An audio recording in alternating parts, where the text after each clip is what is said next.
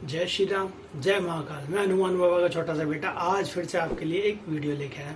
इस वीडियो के अंदर मैं आपको यह बताऊंगा कि आप हो कि पिछले 84 जन्मों के अंदर किस किस तरीके के जन्म आपने लिए और क्या क्या नहीं किया, जो कि इस जन्म में भी आपको भोगना पड़ रहा है। कभी आप बीमार होते हो, कभी आपके घर का कोई सदस्य बीमार होता है, या कभी किसी से लड़ाई झगड़ा हो जाता है, या कभी कोई बात होती है, कभी कोई बात होती है। तो इस तरीके से आप हो के इस जन्म के अंदर भी कुछ नहीं कर पा रहे।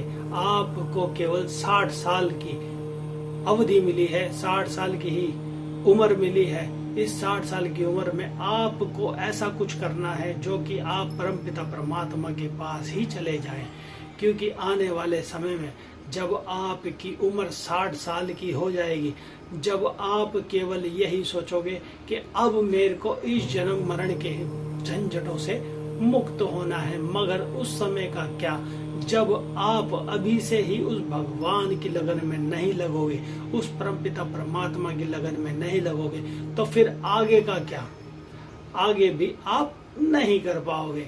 यह इस तरीके से होता है, जब आप पूरी जिंदगी भर कमाई करते हैं तो उस कमाई का हिस्सा जब आप बुढ़ापे के अंदर आराम से बैठ करके खाते हैं एवं आप आराम से रहते हैं, तो उसी तरीके से यह जीवन भी है।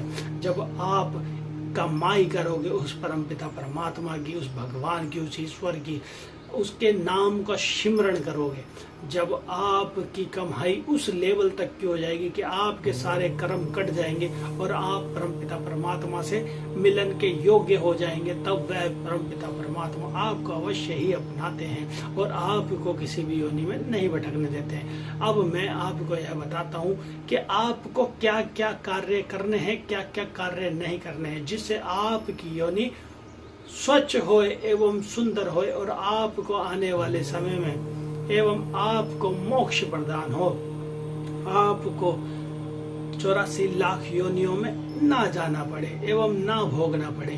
तो आप जब आपकी उम्र पूर्ण हो तो आप सीधा सीधा वैकुंठ धाम पधारे एवं वैकुंठ धाम पहुँचे, उस परमपिता परमात्मा में लीन हो जाए। हम उस परमपिता परमात्मा के ही अंश हैं और उसी परमपिता परमात्मा में ही हमारे को मिलना है। अब मैं आपको बताता हूँ वह कार्य क्या है। वह कार्य है नाम सिमरन। वह नाम सिमरन किस तरीके से होता है और उस नाम सिमरन को किस तरीके से करा जाता है, किस तरीके से जपा जाता है, वह मैं आपको बताता हूँ।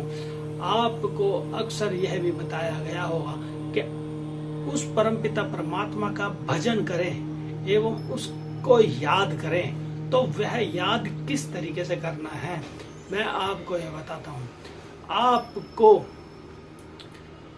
भगवत गीता के जितने भी अध्याय होते हैं वह सारे अध्याय कंटिन्यू पढ़ते रहना चाहिए और उनको अपनी वाणी से रटते रहना चाहिए। इस तरीके से भी आप वैकुंठ लोक को पधार सकते हैं एवं उस परमपिता परमात्मा में समाहित हो सकते हैं, क्योंकि जब आप धीरे धीरे किसी भी मंत्र का एवं आप गीता के उन पाठों का, उन श्लोकों का उच्चारण करते हैं, तो एक एक गीता के उन श्लोकों के अंदर ऐसी दिव्य शक्ति छुपी हुई होती है जो कि आपकी आत्मा के अंदर बसती चले जाती है और आपकी आत्मा पे चढ़ी हुई जितनी भी मेल होती है उनको धोती चले जाती हो।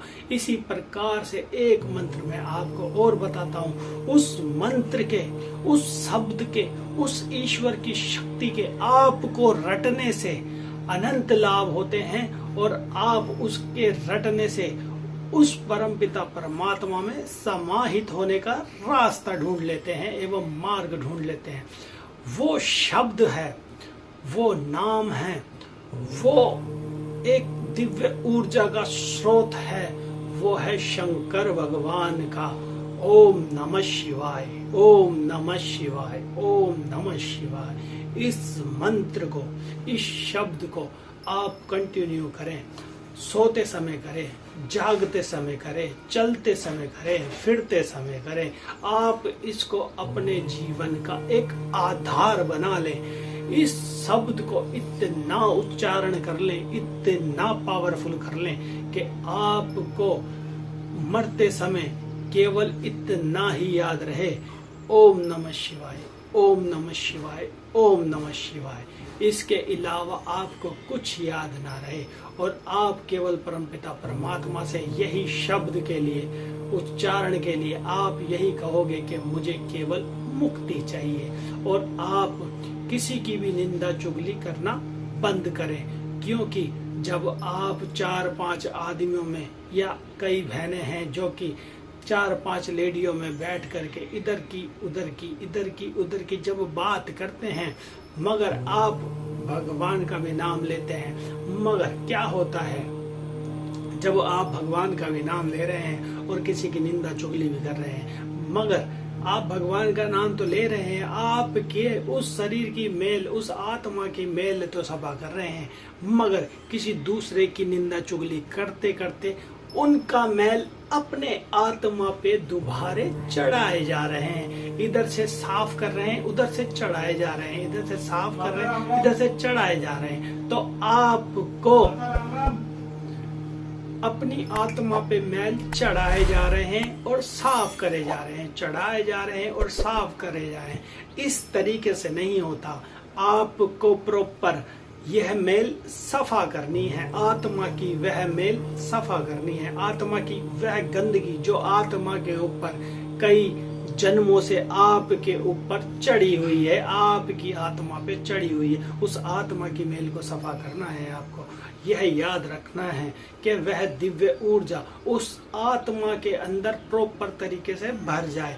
जब वह ऊर्जा आपकी उस आत्मा में समाहित हो जाती है तो आप उस ईश्वर से मिलने के लायक हो जाते हैं। और जब आपका अंत समय आता है तो यमराज भी आपको टच नहीं करता है।